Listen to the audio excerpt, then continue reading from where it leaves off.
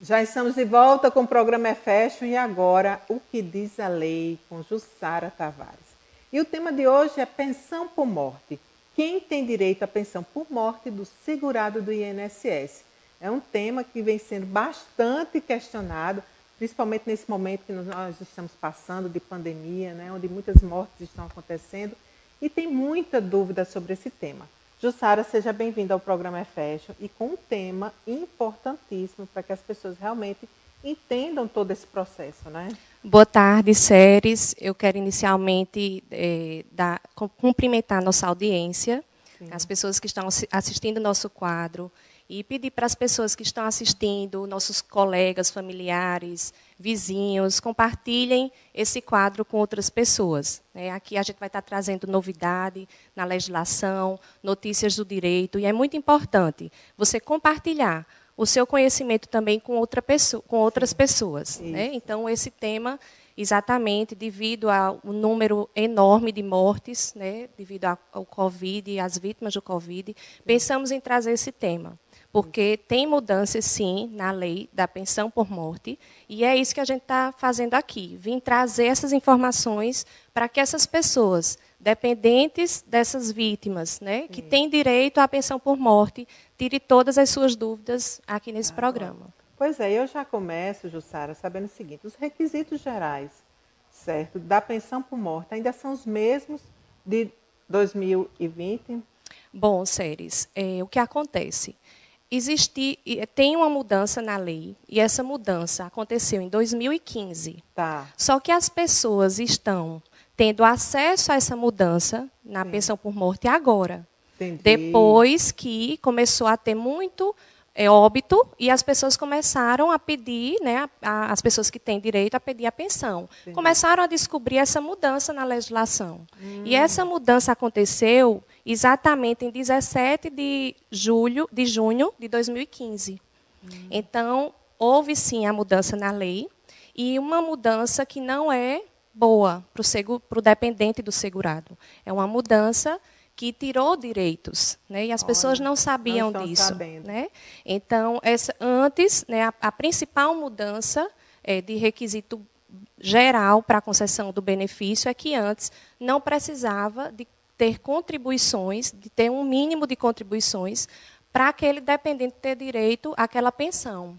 E hoje, a partir de 2015, tem que ter, no mínimo, 18 meses de contribuição. O segurado, quando ele falece, se ele tiver tido 12 meses, 5 meses, ele não deixa a pensão.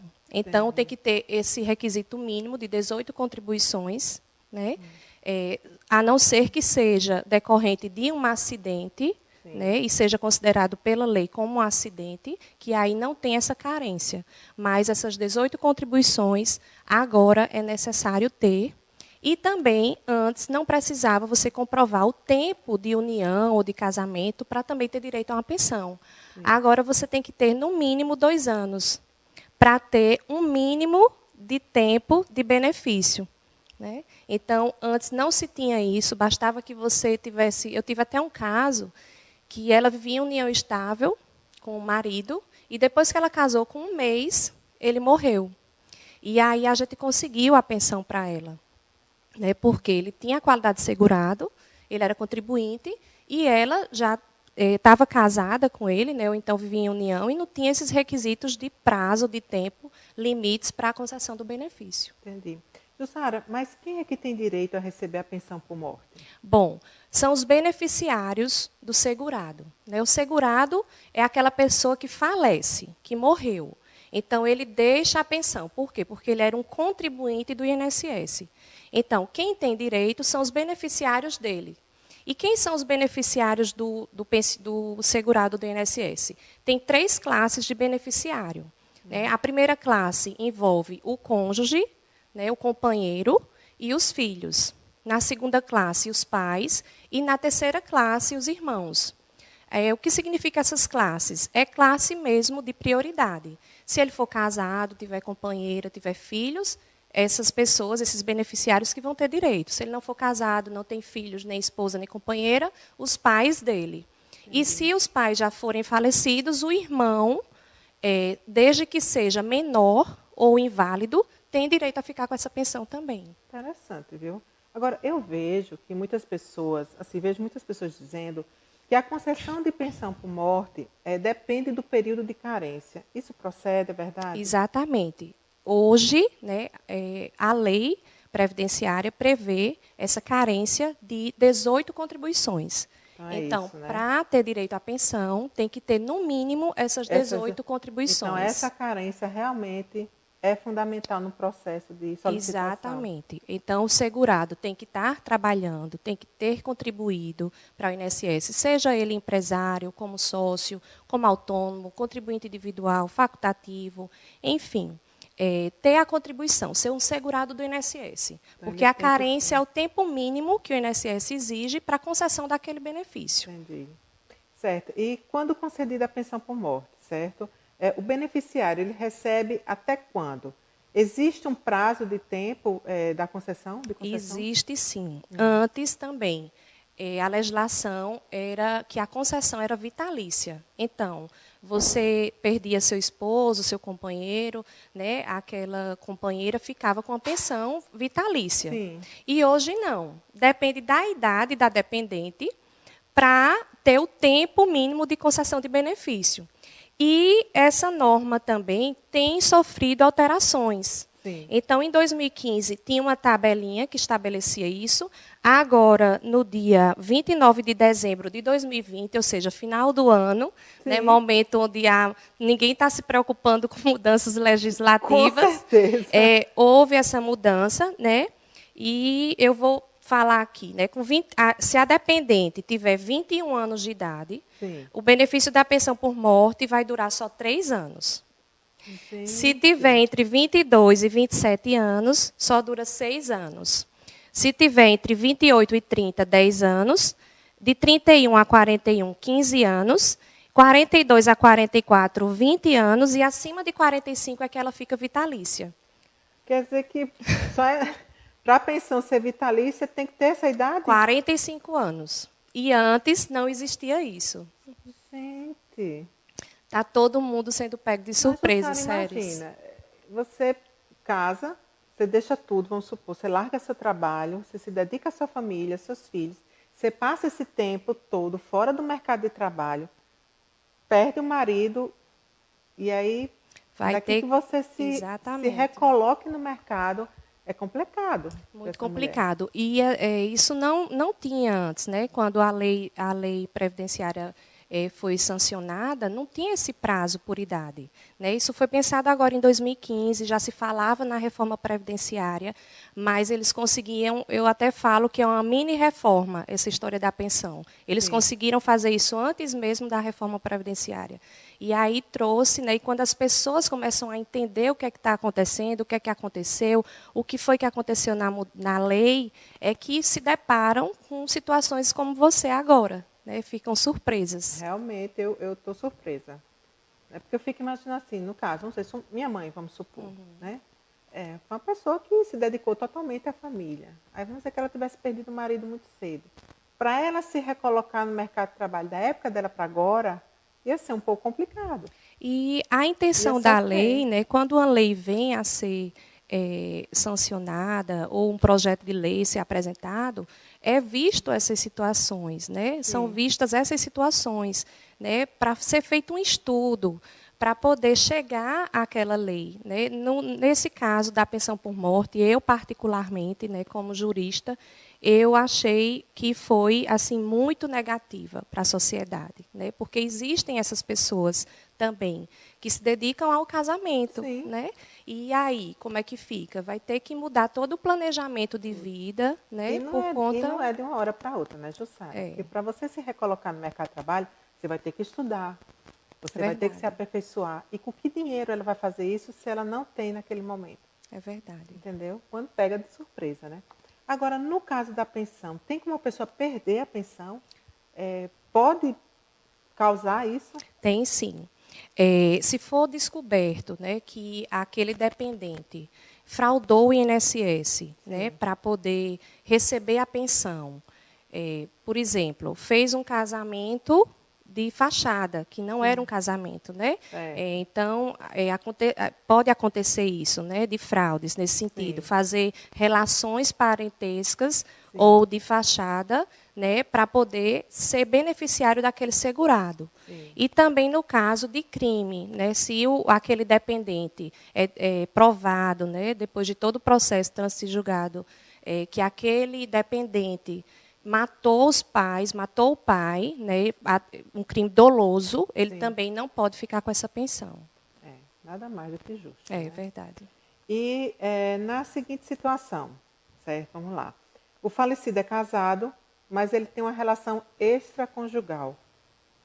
Quem fica com a pensão nesse caso? Diga aí. Bom, essa pergunta e esses casos chegam muito, viu, Séries? Eu não É. sei por quê. Enfim, né? Mas, bom, a gente vai falar duas situações aí. Certo. Existe o caso de o segurado que faleceu era divorciado Tá. e ele dava pensão alimentícia à ex-esposa, à ex-mulher, né? E existe a situação dele ter a esposa, ter o lar dele e viver uma outra relação, uma relação extraconjugal. E a esposa sabendo? Seria Pode isso? saber ou pode Ou não não, ser saber. um amante, É certo. uma relação extraconjugal. Tá. Então, se existe essa situação de relação extraconjugal, no direito a gente chama como concubina, Sim. essa pessoa que está nessa relação que é extraconjugal. O marido, ele se coloca como casado, mas ele tem essa relação. Então, essa concubina não vai ter direito a dividir a pensão com a esposa. Tá. No caso de ele ser já divorciado, né, ou não ser, mas ele já vive com outra mulher e essa mulher comprova que é companheira dele e que ele já estava realmente separado, divorciado, separado de fato da outra, da esposa, né, daquela pessoa que ele se casou, essa companheira vai ter direito, se ela provar isso, que só ela vivia com ele. O Instituto da Pensão por Morte, nesse sentido, ele leva em consideração o fato de que a nossa sociedade ela só permite um casamento, Sim. né? Então, a monogamia. Então, por isso que hoje, até as últimas decisões do STF foram todas nesse sentido, né? De preservar a família. Entendi. Então, se você é companheira, você tem direito, sim, à pensão. Mesmo que ele seja casado, mas desde que você comprove que a outra pessoa não vivia, né, nesse com ele. casamento. Entendi. Então, você tem direito. Agora, se for uma relação extraconjugal, né, ao mesmo tempo, ali, quem vai ter direito é a companheira ou a esposa que está oficialmente com aquele segurado. Agora, Jussara, como esse dependente do falecido, né, pode dar entrada no pedido de pensão por morte? Como é que é feito esse processo? Existem 3 canais. Tá. Existe a ligação pelo 135, existe o Meu INSS, né, que é um canal virtual para todo e qualquer cidadão, e existe o INSS digital, que é o INSS direcionado aos advogados, né? Os advogados que são cadastrados nesse sítio, nesse local, né? E a gente quem dá entrada nos processos. Então, Sim. tem essas 3 maneiras, né? A documentação necessária é a documentação do segurado, carteira de trabalho, documentos pessoais, o óbito, né? A do dependente, se for filho, esposa, também, né? Dá entrada no pedido administrativamente e espera o resultado. Agora, Jussara, diante dessas mudanças todas que ocorreram e que pouquíssimos devem saber, o ideal é procurar um advogado para que possa orientar alguém voltado nesse segmento. Pois é, o nosso objetivo é esse, né? É que as pessoas, antes de dar entrada, procurem saber, até para poder esse processo tramitar mais rápido no INSS. Sim. Porque se você dá entrada corretamente, com toda a documentação necessária, o processo é mais rápido. Porque hoje a gente está lidando com ferramentas de inteligência artificial, né? Então, quando você dá entrada e o robô lê que está tudo certinho, ele concede os benefícios mais rápido, de forma mais rápida. Isso é ótimo, então. Jussara, só tenho que lhe agradecer, sempre trazendo assim ótimos esclarecimentos à sociedade, temas que são pouco debatidos e pouco falados. Então, você está de parabéns mais uma vez, viu? Obrigada, Séries. E meu objetivo é esse, né? Já estou pensando no próximo tema, né, reforçando aqui para quem está assistindo, quem está gostando do programa, compartilhem com as outras pessoas.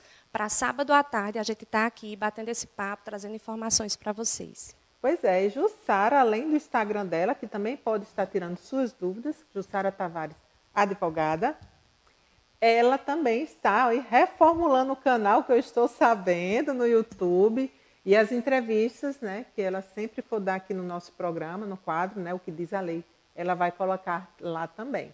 E lá o canal é O que diz a lei, por Jussara Tavares. Então fica ligadinho, prestigie, porque vai ter muitos outros assuntos, não é isso, Jussara? É verdade, Ceres. Eu estou muito feliz com esse projeto novo e vou estar colocando o nosso canal para dar tudo certo. Pois é, está aí o banner, né, do que diz a lei, por Jussara Tavares, né, e ampliando aí esse nosso contato, né, essa nossa comunicação, para que você, o público, né, você que realmente tem interesse de tirar dúvidas sobre o que diz a lei, né, o que está na lei, então fica ligadinho que todo sábado Jussara está aqui.